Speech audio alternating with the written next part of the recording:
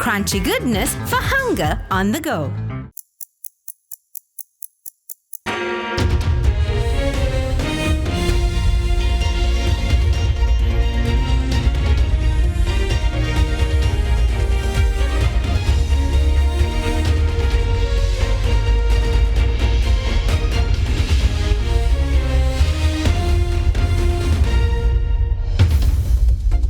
Tonight, on First at 9 this Wednesday the 29th of January 2025.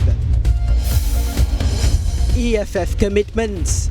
Sri Lanka fulfills all commitments to the International Monetary Fund, says Central Bank Governor. Inflation to move into positive territory by mid-2025. Economic transformation. President vows to implement Economic Transformation Act with amendments. Says Sri Lanka must review previous FTA with India before entering new pact. Self-defense.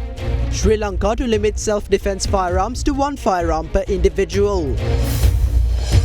Air pollution. Sri Lanka's air quality deteriorates prompted by pollutants from neighbouring region. Pollution in Delhi soars to hazardous levels. Chilo Dairy, Sri Lankawama, Kiren Perata. ඔබේ විශ්වාසය දෙනු සෙන්සුරයින් දැන් ළඟමැති ෆාමසියෙන් ලබාගත හැක.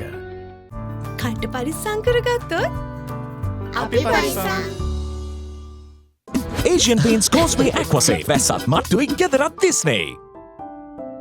This is Derana First at 9. Live from Studio 24 in Colombo.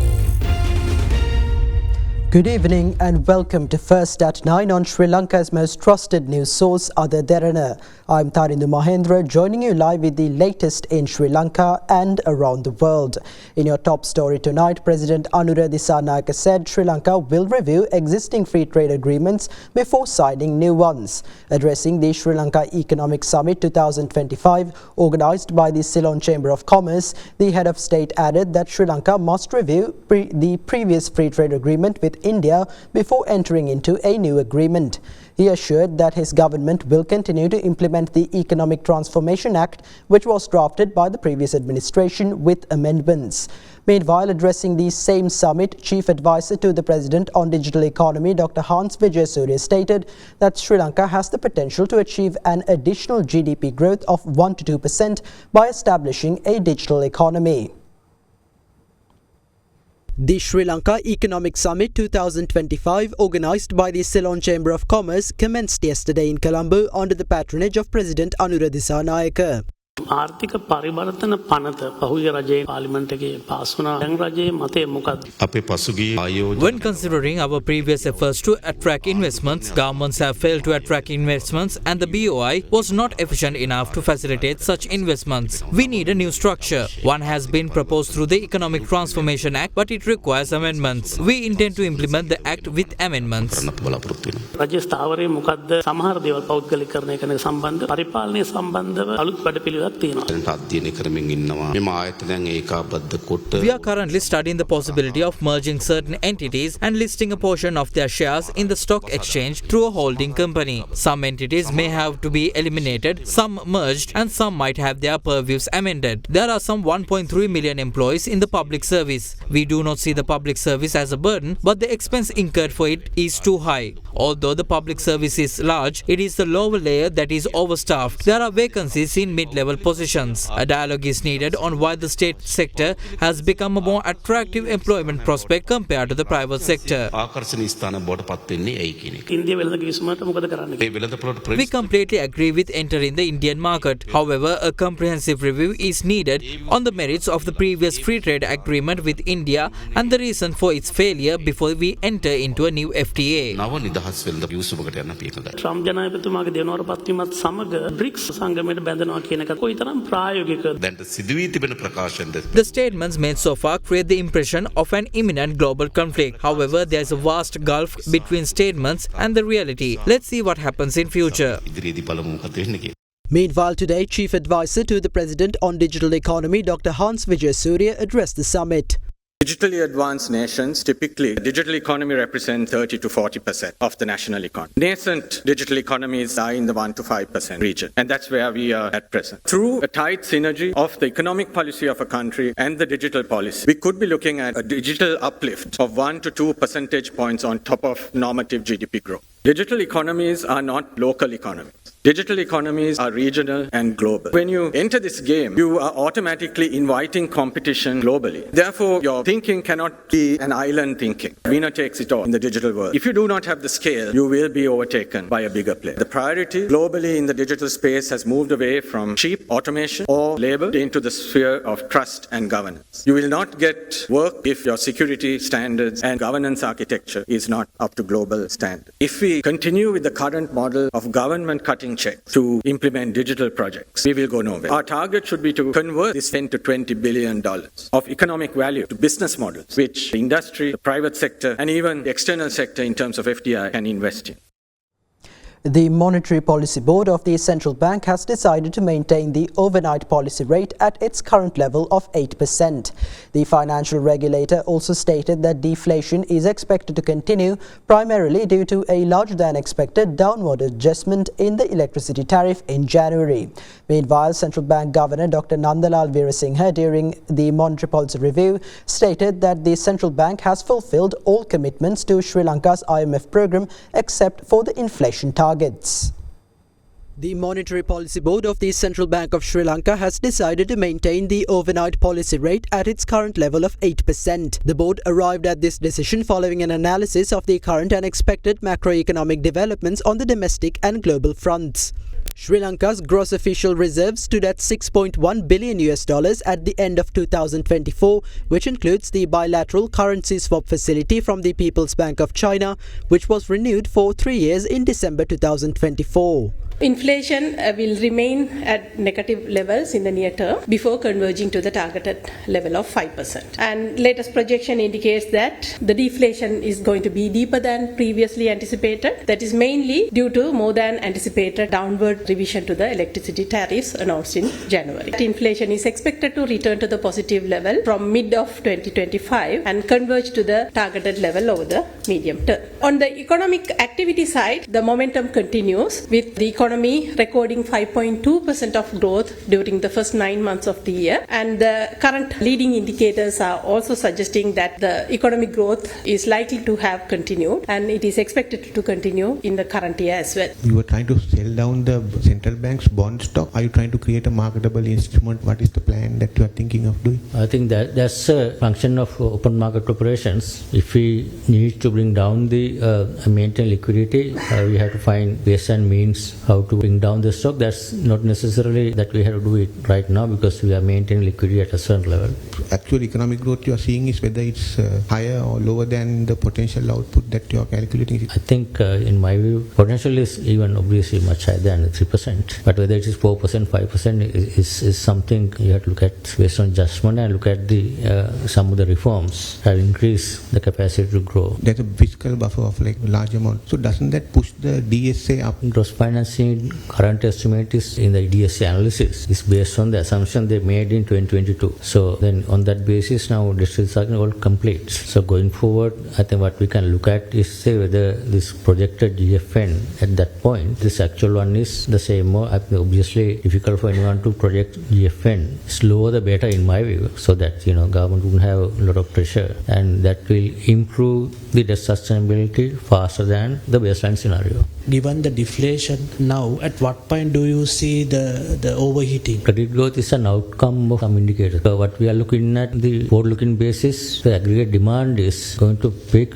more than the capacity of the country. It's too early for us to predict. So even this kind of credit growth, we are seeing economic growth by 5% 2024. So that's an indication of confirmation of economic activity and economic recovery. Credit growth is also an indication of confirming the economy has been picking up. So that we want to say at what rates the economy is going to pick up, whether this is sustainable or not, that's something we need to monitor.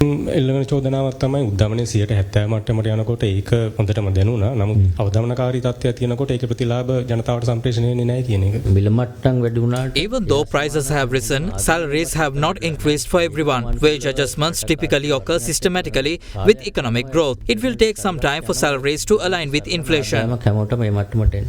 When we going to settle past due interest 400 million? If you look at the settlement, whatever outstanding has been already settled was settled last year. This year one that This year total extended service payments is around 2.7 billion, including bilateral one. All payments going forward this year would be based on the new issued bonds. Any other central bank requirements on to be completed for the IMF program? If you look at the our commitments, we have actually only thing this the inflation band, we are below the band. පිරිපුන් ජීවිතයකට ඔබ සමගින් පෙරට Union Assurance. Welcome to Cinnamon Life, South Asia's biggest entertainment hub, where awe awaits. චන්දුරුසුමේ කාගෙන් මන අපේ සිග TV සඳහා සුපිරි deal. Sadaharita Plantations Limited, celebrating 22 years of your trust. Crunchy goodness for hunger on the go. Responsibility to look after our health. The best nutritional supplement for diabetic patients with no added sugar. Maliban Vitagen. Stay healthy for a good reason. Sri Lanka's air quality has taken a hit, with the air quality index of several key cities reaching unhealthy levels, prompted by the pollutants blown over to Sri Lanka from nearby regions. Meanwhile, in India, air quality in the capital New Delhi worsened significantly as air quality index levels reached the very poor classification. According to the National Building Research Organisation's Air Quality Studies Division, levels of the Air Quality Index or SLAQI ranging from 0 to 50 are considered favourable, while levels ranging between 51 and 100 are considered moderate. AQI levels between 101 and 150 are considered slightly unhealthy, while levels between 151 and 200 are labelled very unhealthy. In the aftermath of the recent uptick in inclement weather, the Air Quality Index in some major cities including Colombo reached unhealthy levels. The Central Environmental Authority attributes the drop in air quality to the considerable amount of air pollutants blown over to Sri Lanka from neighbouring countries. According to the latest reports of the University of Peradeniya, the AQI levels in the Colombo district stood at 171 during the past 24 hours. In the meantime, the AQI levels in Kandy and Batticaloa were recorded at 152 and 150 respectively. Media spokesperson of the Central Environmental Authority, Dr. Ajit Gunawardena, said that the air quality levels of Colombo and Kandy have reached unhealthy levels. 150 අතරාගයන් අපිට දකින්න මොන ගාල්ල මාතර සහ යාපනයේ වගේ ප්‍රදේශවල වායුගෝලයේ තියෙන අංශවල වැඩිවීම අද හවස වෙනකොට අඩුවේ කියලා අපි පරෝකතනය කරනවා. Meanwhile, the air quality in the Indian capital New Delhi has once again deteriorated, falling into the very poor category. According to India's Central Pollution Control Board, the AQI level was recorded at 310 by 6 am this morning and had risen to 324 by 8 am. Subsequently, the AQI level increased drastically to 622 by 11 am this morning. This marks the first instance this week where the AQI level slipped into the very poor classification. Experts say that India will continue to experience foggy conditions until the end of January. Officials of the Ministry of Agriculture attribute the deficit of rice which persisted in the country to an error in the ministry's data. Meanwhile, during the meeting of the Committee on Public Finance, Chairman of the committee, Dr. Harsha De Silva, questioned whether any policy decisions had been made following the President's announcement of the possibility of reducing the controlled price of rice. දැන් මට කියන්න දැන් හාල් රටින් ගෙනන වැඩේ ඉවරද නෑ දැනට මේ දින කාලේ පහුවෙලා සහ ලානෑනේ ඉවරයි දැන් හාල් ගේන්නේ නැද්ද දැන් ආයෙත් as of now it is closed ඔබලා මෙතනද කිව්වා මහ කන්නේදී You said that 4.29 million metric tons of rice were produced during the Maha season. However, we argued that only 2.7 million metric tons of rice were produced during that period. We even showed you the data issued by the CBSL, which you claim to be incorrect. However, as per our research, 5 million metric tons of rice were only produced during 2 of the past 24 years. Can you give us reasons for this huge disparity in this data? Were there any shortcomings, mistakes or other errors in the data you received? What is the quantity quantity of rice produced during the Maha season last year and what is the quantity expected to be produced this year? ඔව් 2024 මහා කන්නේ 2.6යි. 2.6යි. ඇයි එහෙනම් 4.3යි කිව්වේ? මං හිතන්නේ 24 total එක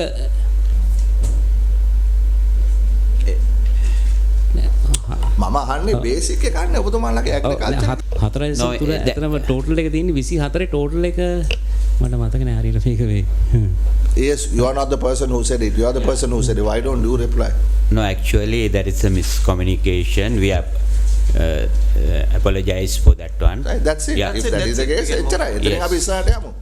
Alright, that's it. We can proceed further. The retail price of a kilogram of Nadu rice is 230 rupees, while a kilo of samba is being retailed at 240 rupees and kiri samba at 260 rupees. The president said that this controlled price can be further reduced within a span of 2 weeks. Were any policy decisions made following this announcement? නෑ තාම වෙනකක් නම් ප්‍රතිපත්ති තීරණයක් මොකුත් අරන් නැහැ කුෂිකාර අමාත්‍යාංශයේ විදිහට. එතකොට තාම මුදල් රිලීස් කරලා නැද්ද පැඩි මාකටිං බෝඩ් එකට? Fast track your career from O levels with eSoft. ඩයිබටසෝල් සීනි වලින් පරිස්සම් වන ඔබට අමතක නොවන පෝෂණය. ප්‍රයිම් ගෲප් ලංකාවේ ප්‍රථම වතාවට හඳුන්වා දෙන ලෑන්ඩ් ලීසින් ලේසියෙන් මීටමක්. Single 1111 up to 60% off from the 11th November to the 17th of November. Kalani wire kisi ginnak naha. කිසි ගින්නක් නෑ. Kalani Fire Shield Wire. Chairman of the Sri Lanka Transport Board, Ramal Sirivardhana, has resigned from his position. Deputy Minister of Transport and Highways, Prasanna Kumar Gunasena, confirmed that the ministry has received Sirivardhana's letter of resignation. Ramal Sirivardhana is the second person to step down from a chairmanship post since the incumbent government came into power. This was Sirivardhana's fourth term as SLTB chairman, having been reappointed in October last year. Sirivardhana cited personal matters as the reason for his resignation.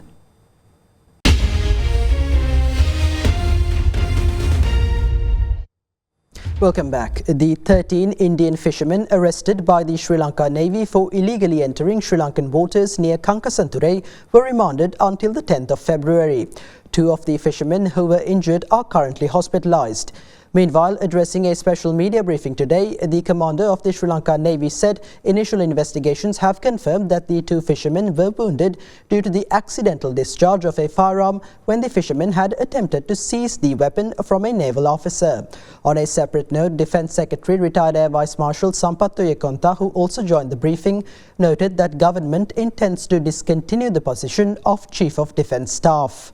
The Sri Lanka Navy yesterday reported that a cluster of Indian fishing boats were witnessed poaching in Sri Lankan waters off Kankasanture in Jaffna, prompting the launch of a special naval operation to deter the fishing boats from entering Sri Lankan waters. The statement said that during the operation, 1 boat was seized along with 13 Indian fishermen on board when they continued to remain in Sri Lankan waters, disregarding Navy orders. The Navy said its boarding team had conducted a non-compliance boarding when the Indian boat aggressively maneuvered and refused to follow lawful orders. The statement added that during the operation, the fishermen had attempted to assault the officers and seize a firearm, which led to an accidental discharge and injuries to 2 fishermen. Following the incident, India's Ministry of External Affairs summoned Sri Lankan Acting High Commissioner in New Delhi and lodged a strong protest. Meanwhile, in Colombo this morning, a media briefing was held with the participation of the Secretary of Defence, Commander of Sri Lanka Navy and Director General of the Foreign Affairs Ministry of Sri Lanka.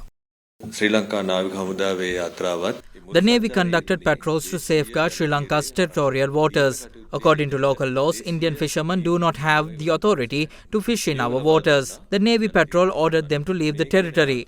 The decision to stop this vessel was made because it failed to comply with orders, raising suspicion. 2 Navy officers boarded the vessel first. As they approached the control cabin, the fishermen on board acted aggressively, assaulting the officers and attempted to seize their firearm. During the struggle, the gun was accidentally discharged. An initial investigation was conducted by the Navy.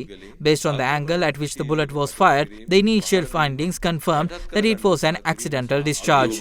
මූලික පරීක්ෂණවලින් තහවුරුයි. මේ සිද්ධිය සම්බන්ධයෙන් India විදේශ කටයුතු අමාත්‍යාංශයෙන් review මැසීමක් කරලා තියෙනවද ලංකාවේ විදේශ කටයුතු අමාත්‍යාංශය? ඒගොල්ලෝ අපේ වැඩ බලන මහා කොමසාරිස් The acting Sri Lankan High Commissioner in New Delhi has been summoned and India has expressed its protest regarding this incident. They have also urged that such sporadic incidents should not occur again. A large number of fishermen continue to enter Sri Lanka's territorial waters, and this matter has been communicated with Indian authorities. We are engaged in discussions to find a solution to this issue. අපි පසුගිය වසරේ ජීවිත ආරක්ෂාවට ලබා දුන්න ආයුධ සම්බන්ධයෙන් අපි විගණනයක් පටන් ගත්තා. Secretary of Defence have initiated an audit regarding the firearms issued for self-defence. So far, 1,368 firearms have been accounted for in the audit and reported to the government. 182 firearms have not been produced to the audit yet.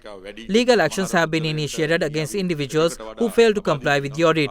The number of issued firearms is too high, and in some cases, individuals have been issued more than one firearm. As the Ministry of Defence, we will enforce a policy limiting firearm allocation to one per person. ඔහුගේ භාරයේ තියෙනවා අපි එක ගිනියක් වලට පත් කර යුතුයි දැනුම් දී තිබෙනවා ඉතුරු ගිනියවියත් බාර දෙන්න. හිටපු ජනාධිපතිවරයාගේ ආරක්ෂාව සම්බන්ධයෙන් මේ මාධ්‍ය ප්‍රකාශකවරයා සඳහන් කර සිටියා හිටපු ජනාධිපතිවරයාට ඩ්‍රෝන් ඇටැක් එකක් කරන්න මේ සම්බන්ධ තොරතුරු තියෙනවා ඔහුගේ ආරක්ෂාව සම්බන්ධයෙන්. අපි සොයා බැලීමක් කරා බුද්ධි වාර්තා අනුව. Yes, as you mentioned, these firearms were issued to him.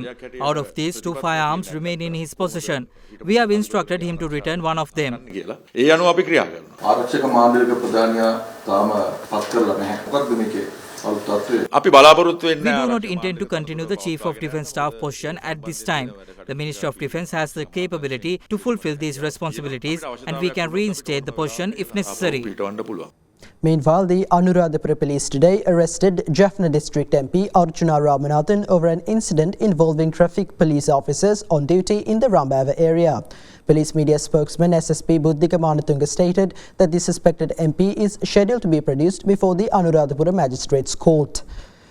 Following an incident on the 20th of January, police launched an investigation against the parliamentarian for allegedly obstructing the duties of traffic police officers. Facts related to the incident were later presented before the court by Anuradhapura Police. Charges were filed against MP Archana Ramanathan, which included violating traffic regulations and obstructing law enforcement officers in the Anuradhapura Police Division.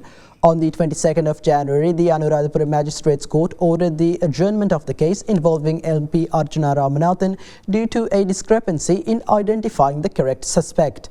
The Anuradhapura Magistrates Court had directed the police to submit a detailed investigation report concerning the case by the 3rd of February. In the meantime, a special team from the Anuradhapura police station travelled to Jaffna this afternoon, where they arrested MP Ramanathan at a funeral in Jaffna and subsequently transported him to Anuradhapura.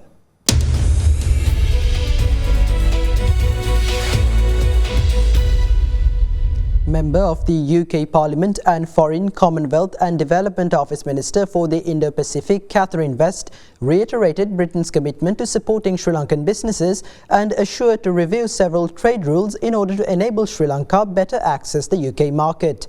She made these remarks while speaking at the launch of UK-funded export handbooks in Colombo recently. Meanwhile, attending the same event, Deputy Minister of Industry and Entrepreneurship Development Chaturanga Besinghe revealed the Sri Lankan government's ambitious target to increase the country's exports by threefold.